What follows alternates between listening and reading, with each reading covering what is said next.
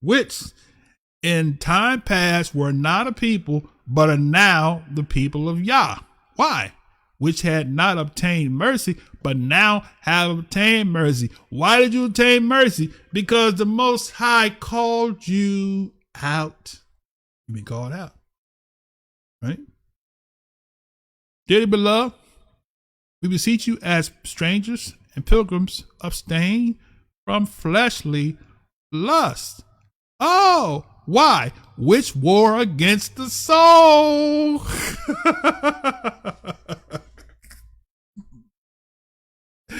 Fleshly lust wars against the soul, and fleshly lust will prevent you from walking as a priest.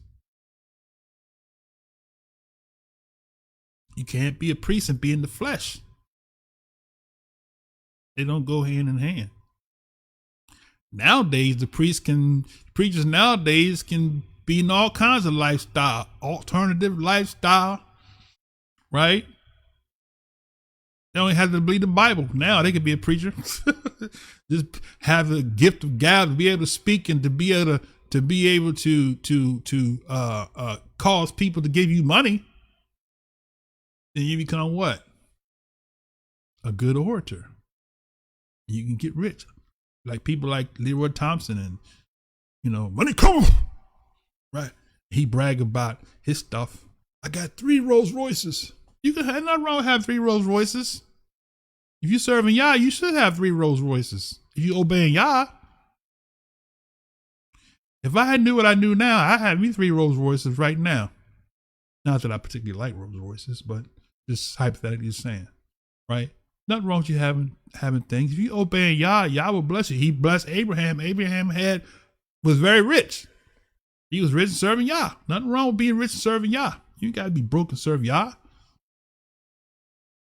My late mother-in-law used to say the devil is alive. All right, let me get back. Now, let's do this here as an intro to the lesson that we're supposed to begin. I want to read something first. Let's see. Let's do it like this here. Hold on a second.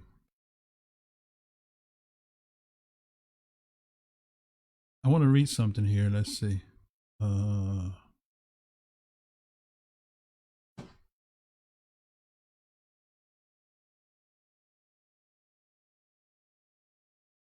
Exodus 29 and 41. Let's open up with this here. Okay, Exodus 29 and verse 41. All right. Now, for those who's just coming in, 29 and 41. I have another channel and we'll chop these lessons up and we'll put headings on each one so you can go straight to that section that you want. I could possibly put timestamps on this one too, but it's easy for me just to chop the video up and listen to it and label them as a listen, because I listen to my lessons over again so I can learn. Because most of a lot of stuff I'm saying, man, I'm getting spoon fed what I'm sharing as I'm reading, because I'm like, wow, look at that. All right, so you can join our other channel. Okay. All right. Now let me get back. Exodus, what I said, Exodus 29 and 41. All right. This is the opening verse for the sacrifice meat offering. And the other lamb thou shalt offer at even, and thou shalt do thereto according to the meat offering, right, of the morning, and according to the drink offering. So you got drink offering and meat offering thereof for a sweet savor, an offering made by fire unto Yah. How about that? So the meat offering and the drink offering. Now, what I want to do is let's look at this meat offering here real quick. Meat offering, it says minka, right? It is a donation, a tribute, right? A sacrificial offering. And is bloodless. How about that? See that? Bloodless, right? So, in contrast, meat, we know meat means something, an animal, right? But it don't mean an animal. We're going to show you. A meat offering is not an animal sacrifice.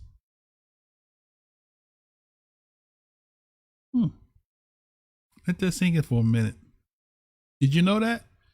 That a meat offering is not an animal sacrifice? Or did you just learn that just now? Right? Tell the truth. Shame the devil, as I say. Meat offering is not an animal. And we're going to show it to you, right? Okay, so what I want to do is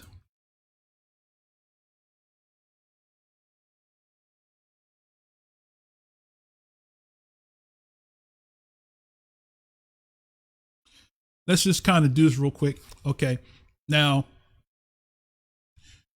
we covered already the burnt offering, and we already know the burnt offering was a total consumption, right? Which was the physical meat sacrifice, which had to do with what? Your total consumption of the flesh, right? That's the shadow of a believer, to be totally consumed of flesh. That's what the priesthood has to do. The priesthood has to be totally consumed of flesh and totally yielded to the spirit, right? All right. Now, we also, just recapping on burnt offerings, we also covered that the burnt offering came before Moshe, right? Write these references down so you can have these references for future reference.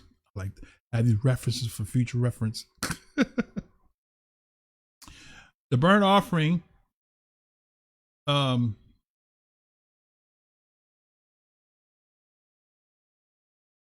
have something here. I'm going to read this here. I wrote something earlier about the burnt offering. This is what the Most High gave me this morning. The burnt offering was to be a holocaust, which is a total consumption of being offered up to Yah. Totally flesh consumed and burnt to smithereens, so that the smoke is a spiritual source, right? You can't kill it. So when you consume the flesh, the spirit ascends, and it continues to ascend. Everything that's not is purified. The fire purifies the flesh, consumes it. That's the purification. Moves it out the way, right? All right. Now,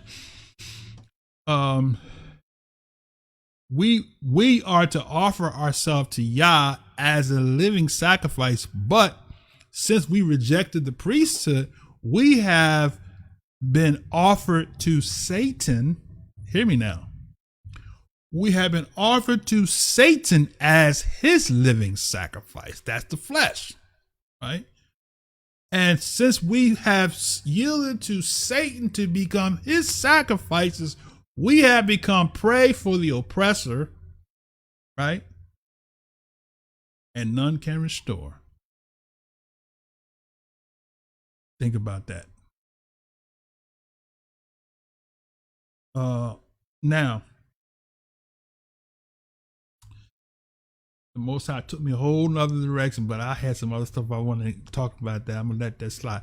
Maybe next Shabbat, the Ruach could give me the opportunity to bring that out. But for now, recapping. So the burnt offering did not begin under Moshe, as we commonly been taught to believe, but under Noah. Noah offered a sacrifice with clean animals. That's Genesis 8 and 20, right? Genesis 8 and 20. Abraham offered a ram. right? That's Genesis 22 and 13, right? Moshe knew about the sacrifices, right? Under before the Ten Commandments were given, right? In Exodus 10:24 through 26, Moshe knew about the sacrifices before he got the Ten Commandments. How about that? Who did he learn from? I mentioned it earlier. Because for the second time, I'm just going to kind of go right through it and give it to you. Moses' father-in-law, Jethro, Jethro, I think that's how you say it in Hebrew, also known as Ruel, in Exodus chapter 2, verse 16 through 18, Numbers 10:29, right? He was a priest. Jethro was a Midianite priest, right? In Exodus 18 and 1, it says he was a priest, right? In Exodus 18 and 12 and 13, right? In verse 18 through 27, Moshe was taught the priesthood by his father-in-law. Oh my goodness. Did you know that? Moshe was taught the priesthood by his father-in-law, the priest of Midian. Who are the Midianites? Who taught him? Abraham had another wife named Keturah. You can read about that in Genesis. I think is at 25. I'll give you the exact reference.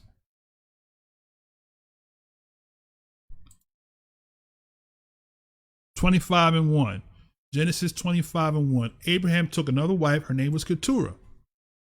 Through Keturah gave him Zimran, Jokshan. Let me just bring it up on the screen real quick so you can see it.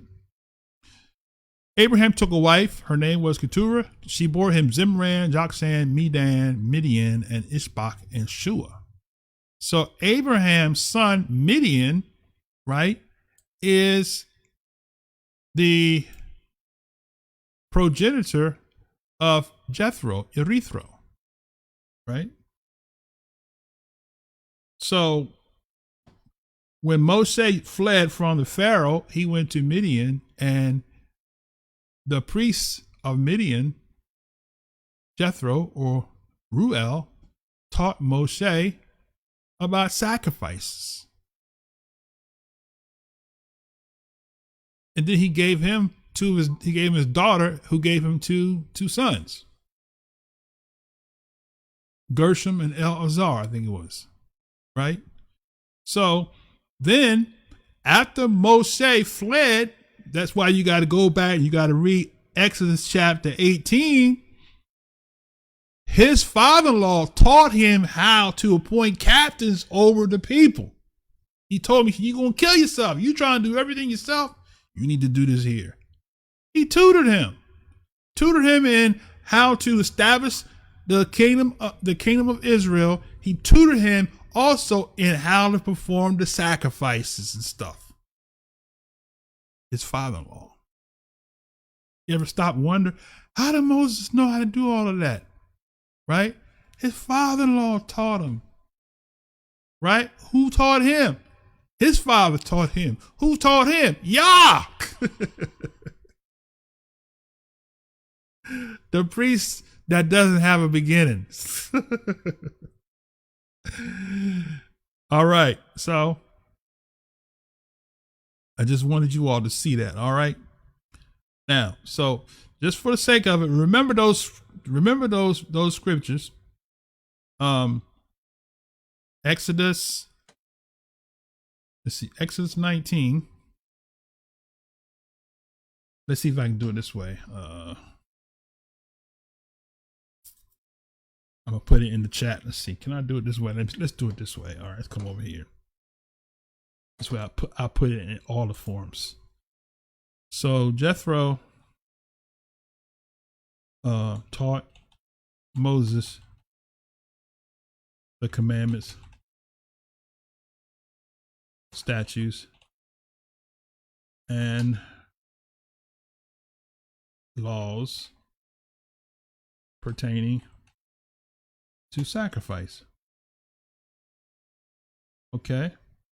Now, we know that because we find in Exodus chapter 18, the whole chapter. Just read the whole chapter. And I'll put this just so you can go back. Exodus chapter 18 and 4. And you'll see. Exodus chapter 18 and 4 that he was taught by his father-in-law. Right? Okay. I'm not going to, maybe I'll recap next week and I'll go over and read those verses as God permits. Next Shabbat will probably be a recorded lesson because I want to say we're expecting guests to be here. We'll probably pre-record the lesson. We'll see how things roll because we have some family stuff going on, but y'all gets the preference in all that we do, so it's all good. All right, now, so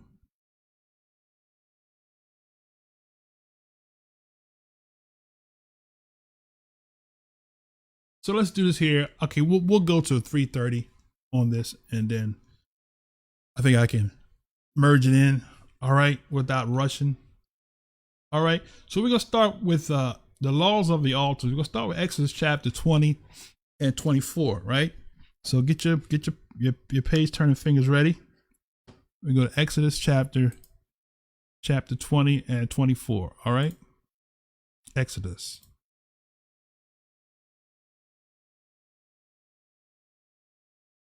Let's start at 22. All right. Yah said to Moshe, "Thus shalt thou say unto the children of Yasharal, you have seen that I have talked with you from heaven.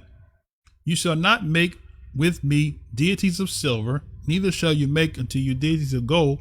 An altar of earth thou shalt make unto me, and shalt sacrifice thereon thy burnt offerings, thy peace offerings, thy sheep, thy oxen, all the places where I record my name.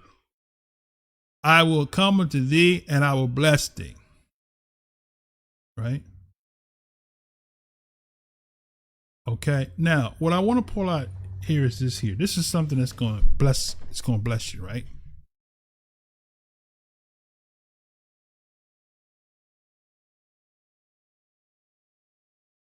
This verse here says, "An altar of earth thou shalt make." This is dual, right?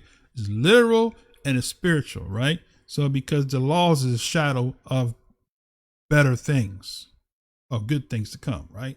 So the law is not to be done away with. It is a mere reflection of the true image, which is us, which we are the sacrifice, right? So we see that this altar shall be made of earth. What's the earth? This flesh and blood is the altar, right? Thou shalt make unto me and shalt sacrifice therein thy burnt offering. So all the feast days are reflective of how we are to conduct our physical human temples of Yah. They mirror what we are supposed to do to this body, right? Total consumption, right? And the peace offering, right? So what is the peace offering? The peace offering is a peace and thanksgiving they go hand in hand. So